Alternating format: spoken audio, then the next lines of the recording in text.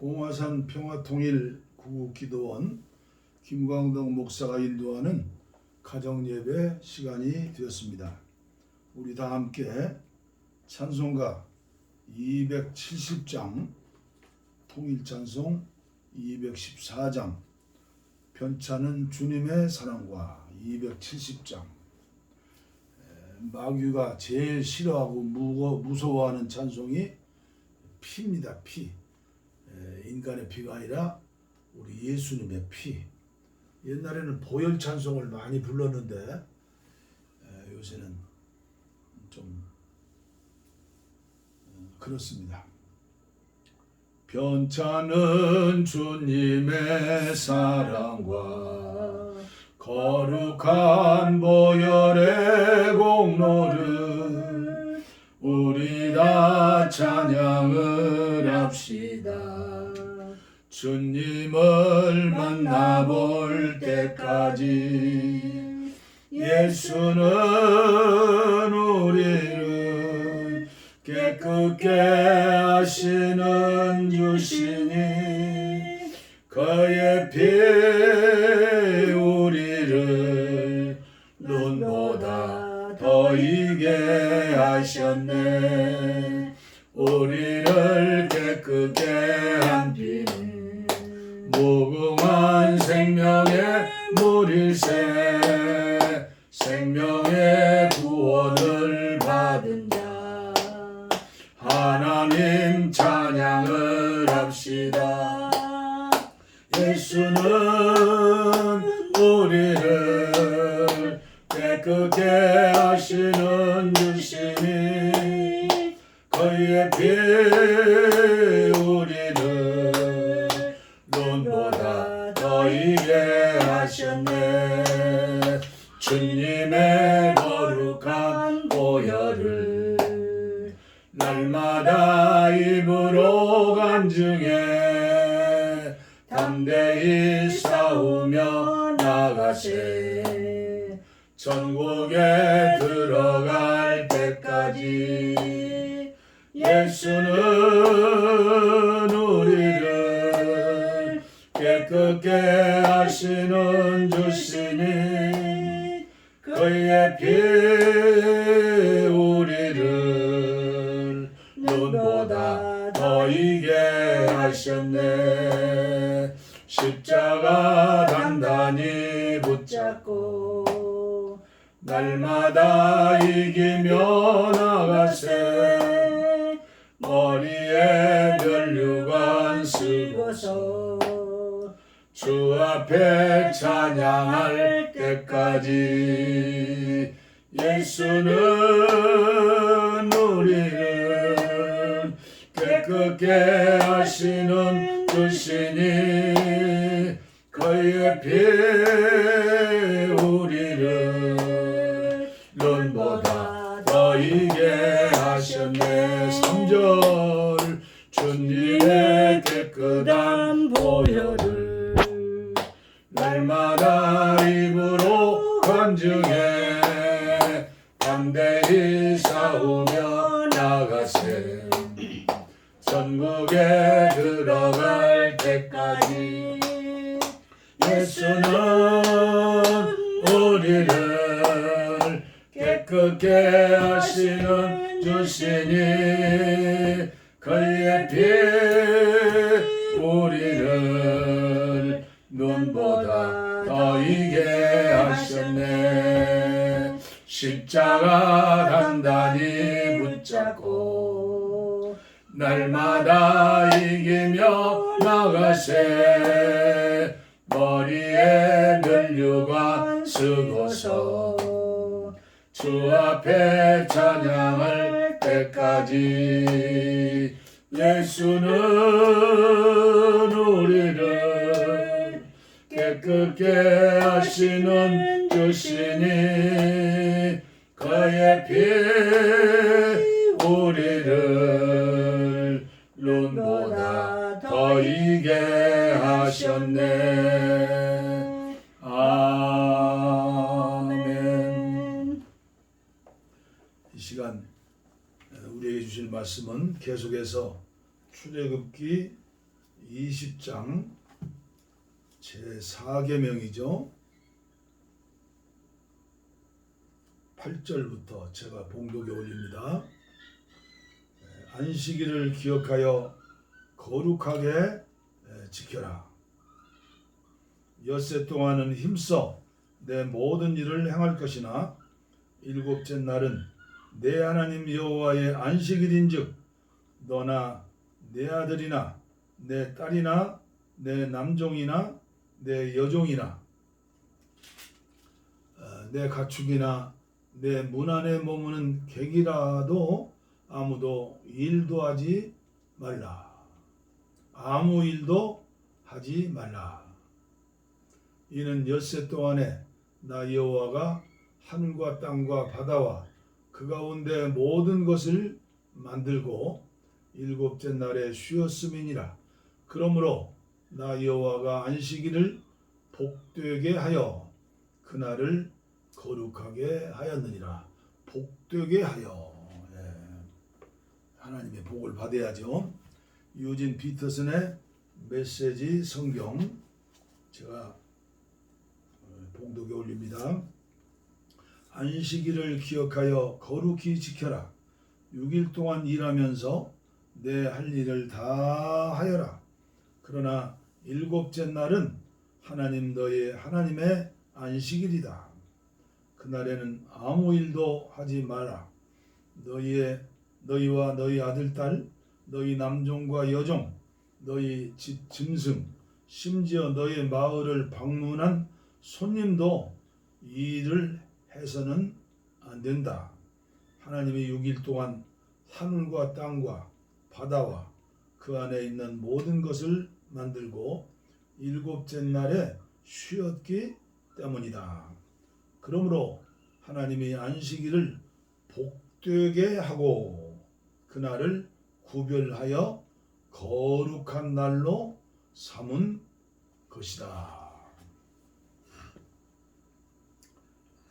오늘은 십계명 해설 19번째 말씀이죠. 그리고 제4계명 안식일을 기억하여 거룩하게 지켜라. 제4계명은 이제 오늘 6번째, 내일은 7번째로 말씀을 마감하려고 합니다. 저는 유튜브 방송을 시작한 지 벌써 4개월이 지났습니다. 여름이 가고 가을이 가고 이제 겨울입니다. 4개월이라는 세월이 빠르게 흘렀습니다. 400여 개 영상을 올렸죠. 매일 가정예배 설교 한 편을 준비하여 올려야 합니다. 미국에 계신 권사님 가정 때문에 쉬지 못하고 올려야 합니다. 그리고 한국에서도 몇 가정을 위하여 올려야 합니다. 제가 할 수 있는 일이 중보기도하는 일과 또 가정예배를 인도하면서 오늘 한국교회에 꼭 필요한 말씀, 저는 그렇게 생각하면서 산상보훈과 십계명을 말씀으로 예배를 인도했습니다. 저는 너무나도 많은 은혜를 받았습니다. 설교를 준비하고 원고를 쓰고 매일 30분씩 예배를 인도하며 촬영하고 결코 저에게는 쉬운 일이 아닙니다. 그러나 일거리는 복거리고 상거리입니다. 일한 대로 상을 주리라. 성경에는 12가지의 멸류관이 있죠. 저도 여러분들도 영원히 사는 하늘나라에 가서 12멸류관 써야죠. 저는 어제 병원에 가서 건강검진을 의무적으로 하는 거 있죠. 그거 받고 왔습니다. 가기 전에 아내에게 이야기했죠. 만약에 유암이라고 그러면 나는 수술하지 않고 그대로 말씀을 전하고 기도하면서 살다가 하나님 부르면 가겠다. 뭐 77살 나이에 또 뭐 수술을 하고 뭐 야단을 치겠느냐. 그런데 어제 그 촬영을 하는데 힘들죠. 근데 위에 용종이 있다고 그래요, 하나가. 그래서 없는 것만 보던데 그래도 감사하며 왔습니다. 섬기는 교회가 없으니 아직껏 구독자가 쉬운 9명입니다. 그러나 저에게는 어마어마한 숫자예요. 한 생명이 한 천한데 77살 은퇴한 늙은이 목사가 구독자가 쉬운 9명이니 얼마나 큰 숫자입니까? 하나님께서 말씀과 성령으로 역사하실 때 저는 상상만 해도 기분이 좋습니다. 네, 건강을 주시는 날까지 유튜브 방송을 통해서 하나님의 말씀을 전하리라. 특별히 유진 피터슨의 메시지 성경을 읽으면서 그리고 이제는 봉독해서 촬영해서 올리죠. 요한계시록을 2번, 갈라디아서, 디모데 전후서, 중요하죠, 교역자들에게. 그리고 시편을 다 올렸습니다. 유진 피터슨의 메시지 성경은 정말로 저에게 특별한 은혜를 주셨습니다. 물론 옛날에도 성경을 가까이 하고 많이 읽고 묵상하고 말씀대로 순종하려고 힘쓰고 애쓰고 하나님 앞에 기름 부음을 기도했지만 이 코로나19를 통하여 비대면 예배 때문에 참고서적으로 그냥 한쪽에 가끔 참고적으로 읽었던 이 성경이 성경 옆에 성경으로 저는 이 성경을 너무나 사랑하게 되었고 이제는 봉독에 올리는데 시편까지 올렸는데 언제까지 다 올릴지 모르겠습니다. 이 나이 들어서인지 이 녹음하는 게 쉬운 일이 아니에요. 그러나 저는 이 하나님의 말씀을 통해서 유진 피터슨의 메시지 성경을 통해서 너무나 뭐라고 설명할까요? 황홀한 은혜를 받았다. 이렇게 고백하는 것입니다. 오늘 코로나19 시대에 예배에 대하여 특별히 마무리하는 말씀을 드리려고 합니다.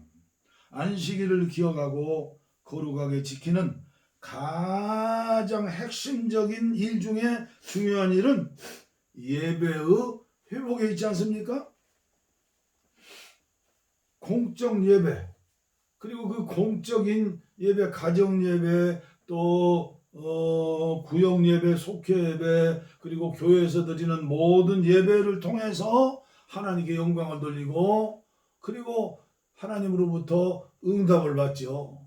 성령의 기름을 받고 우리가 눈으로 보이지 않지만 믿음으로 우리의 속사람, 믿음의 사람이 자라는 것 아닙니까? 어디까지? 그리스도의 장성한 분량까지 자라는 것입니다.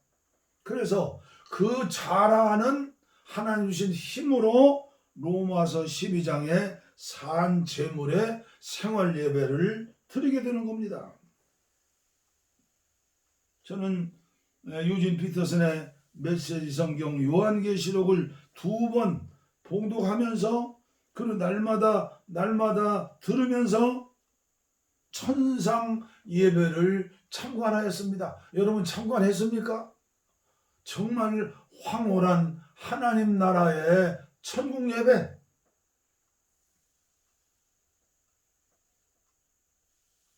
특별히 또 시편에서 울려 퍼지는 찬양, 참으로 저에게 주시는 최고의 은혜입니다. 우주 만물이 하나님을 찬양합니다. 천천만만의 천사들이 거룩 어린 양의 피 찬양합니다. 하나님이 제일 기뻐하시는 메뉴는 찬양이구나. 하나님은 찬양을 받으시려고 우리를 창조하셨구나.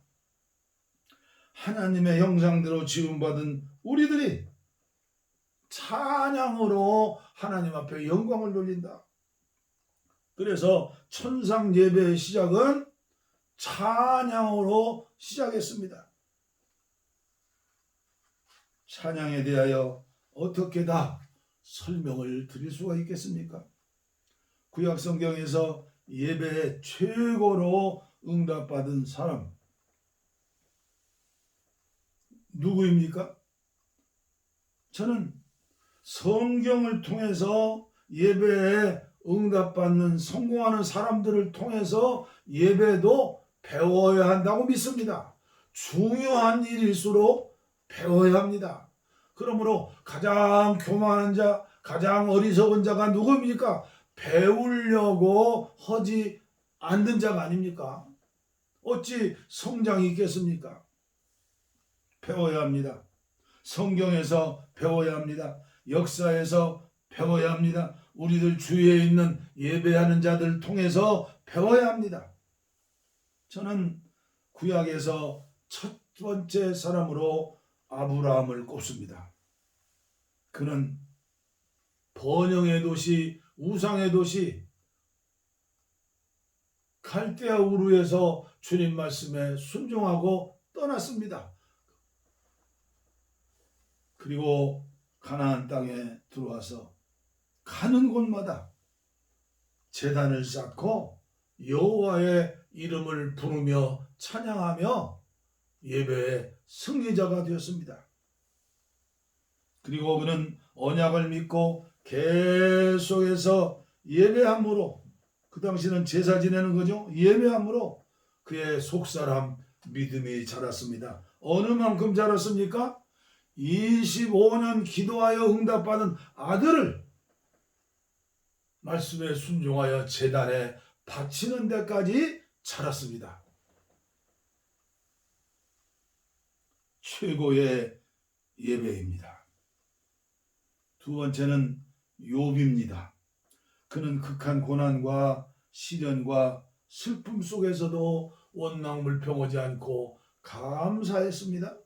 잿더미 속에서 투병 중에도 친구들의 공격 속에서도 심지어 아내까지 하나님 원망하고 죽으라고 나갔죠. 그러나 그는 기도 응답의 사람이 되었습니다. 예배자의 아름다운 모범을 보임으로 어마어마한 은혜를 받았죠. 그는 하나님께서 주시는 직접적인 메시지 설교를 듣습니다. 그리고 주님 앞에 거꾸러집니다. 새로운 은혜, 새 사람, 영에 속한 사람이 됩니다. 이전에는 주님을 귀로만 들었는데 이제는 눈으로 주님을 뵀습니다. 체험입니다. 체험. 신앙생활은 암송이 아니라 체험입니다. 머리 좋은 사람, 지혜로운 사람, IQ가 높은 사람 예수 잘 믿는 게 아닙니다. 체험입니다. 욥은 하나님을 체험했습니다. 기독교 4,000년 수많은 역사 속에 수많은 환난과 고통과 질병과 파산과 사랑하는 자의 이별을 경험하면서 살 수도 없고 죽을 수도 없는 수많은 사람들에게 용기와 희망을 주면서 우리도 욥처럼 인내하며 하나님께 감사하며 끝까지 나가면 하나님이 좋은 날을 주신다. 우리에게는 영원한 천국이 있다. 오늘을 살면서 희로애락으로 함몰되지 않고 미래를 향하여 전진하는 하나님의 사람들이 되는 것 아닙니까?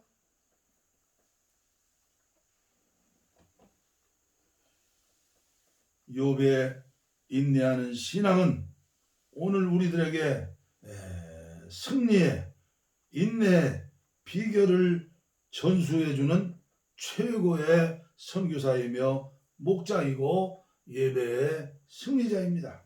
세 번째는 다윗입니다.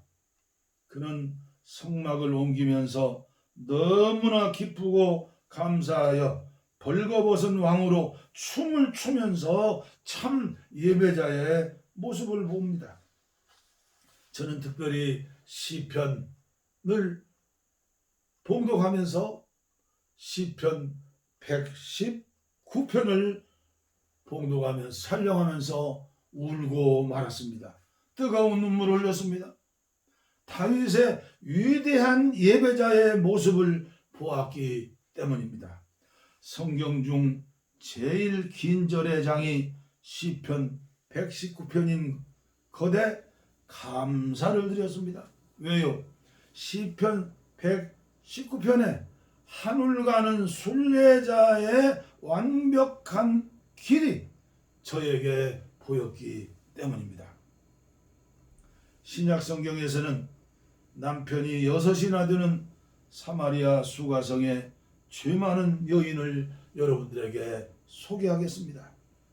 예배에 대한 사모함, 메시아 예수에 대한 사모함, 하나님의 은혜에 대한 사모함, 하나님이신 육신을 입고 있다고 오신 예수님은 그의 마음을 통찰하셨습니다. 그리고 먼 길을 돌아서 사마리아 수가성 야곱의 우물가에 이롭게 그러나 주님과 교통하며 예배자의 삶을 사모했던 그에게 주님은 신방하셨습니다.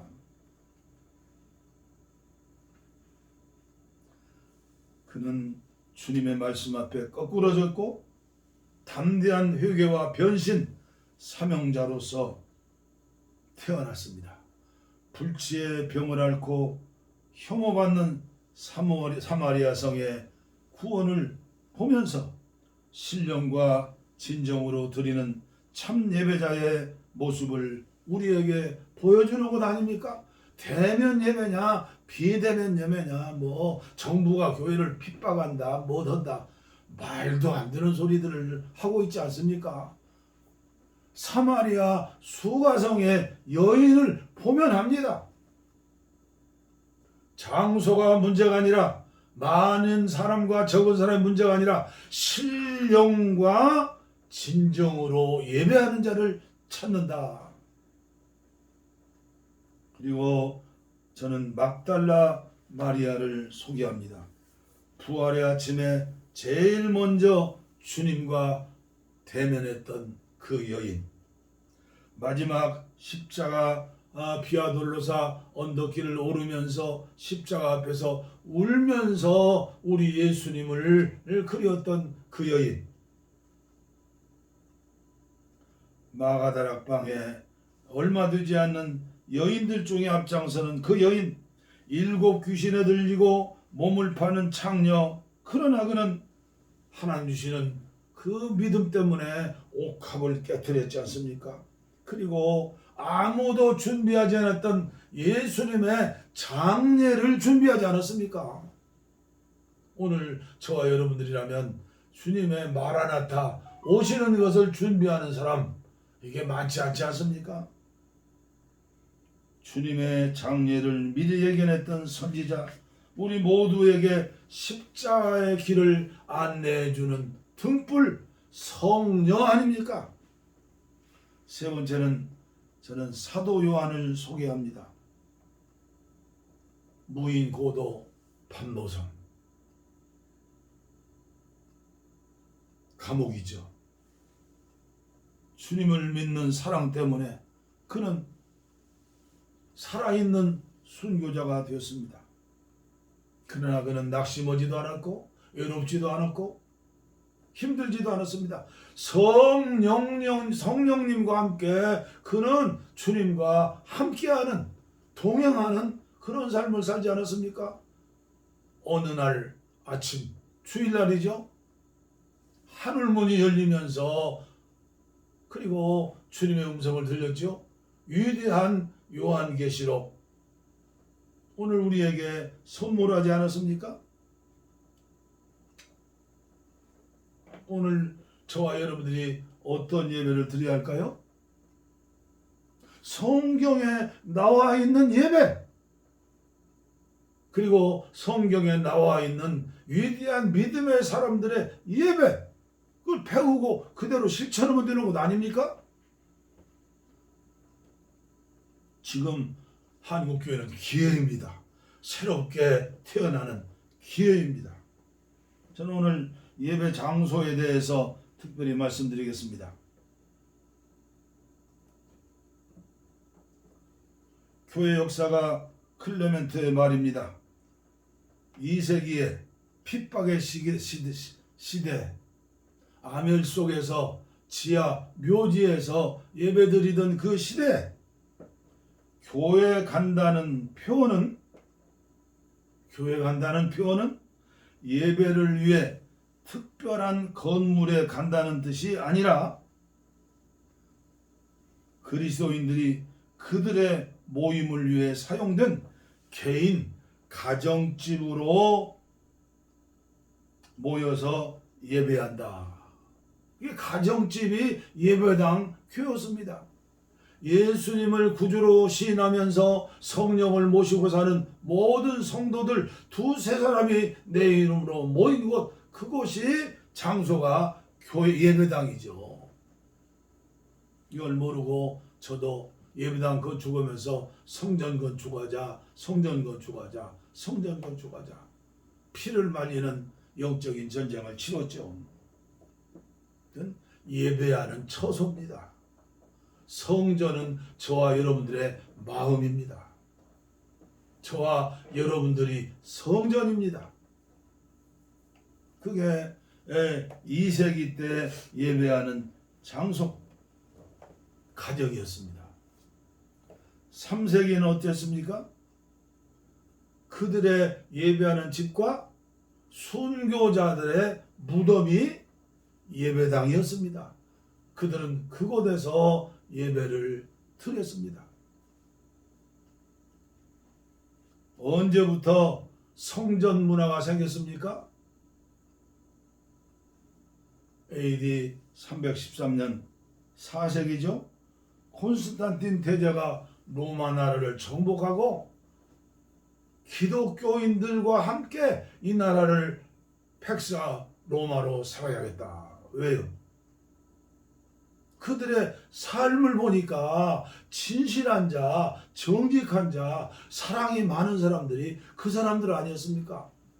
국가 권력으로 수많은 기념비적인 예배당, 성전을 건축한 것 아닙니까? 그것이 또 어느 면에서 감사한 일도 되지만 하나님의 교회가 풍요 속에서 세속화되는 지름길도 되었던 것을 우리는 알 수 있습니다. 서기 166년 핍박의 시대 로마에 큰 역병, 전염병이 생겼답니다. 천연두나 홍역이죠. 페르시아 쪽 근동 전선에 나가서 전쟁했던 군인들이 로마에 몰려 들어오면서 역병이 생겼어요. 15년간 로마 세계적인 중심 도시죠. 하루에 2,000명씩 죽어가고 15년간 400만 명의 시민들이 죽었다고 하지 않습니까? 그때 시체 칠 사람들이 없어서, 장례 칠 사람들이 없어서 어떻게 했습니까? 지하에 있는 그리스도인들이 밖으로 나와서 시체를 이제 장사 지내고 죽어가는 생명들에게 물과 음식을 제공하면서 진짜 성전 인간을 사랑했어요. 소수의 기독교인들이 길가에 버려진 전염병으로 죽어가는 사람들,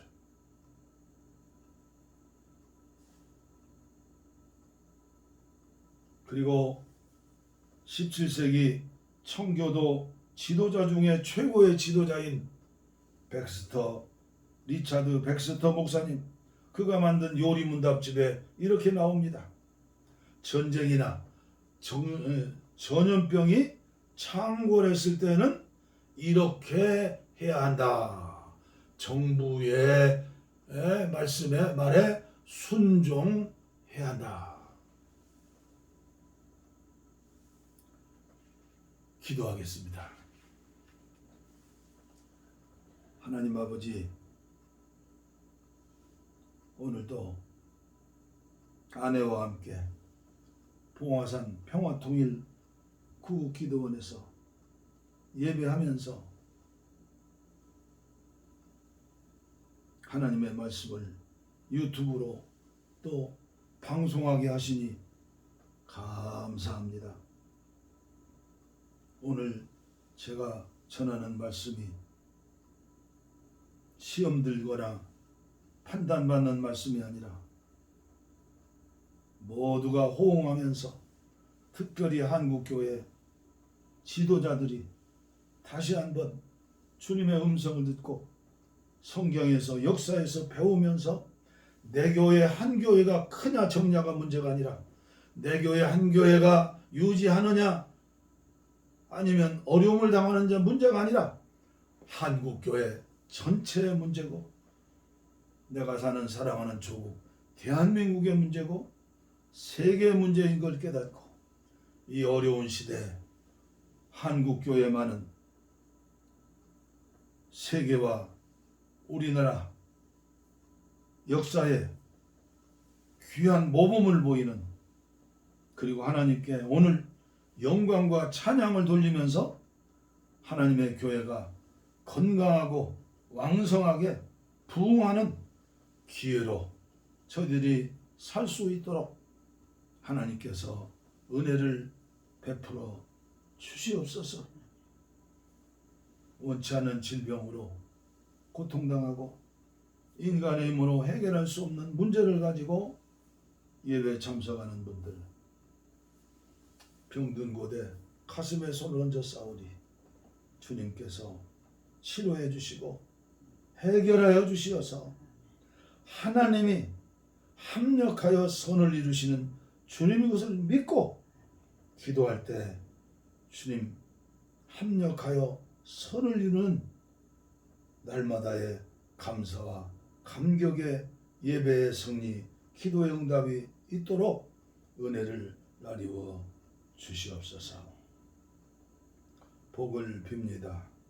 이제는 우리 주 예수 그리스도의 은혜와 하나님 아버지의 무한하신 사랑과 성령의 감동, 감화, 교통, 충만, 치료하심이, 해결하심이 이제부터 영원토록 우리와 함께 하옵시기를 간절히 축원하옵나이다.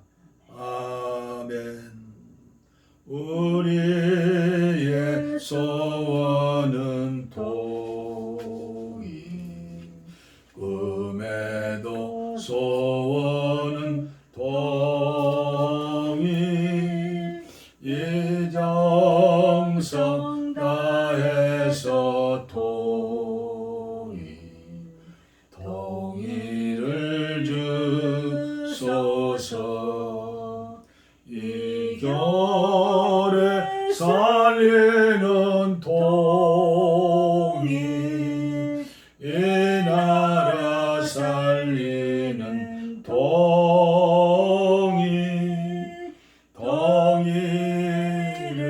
주시옵소서.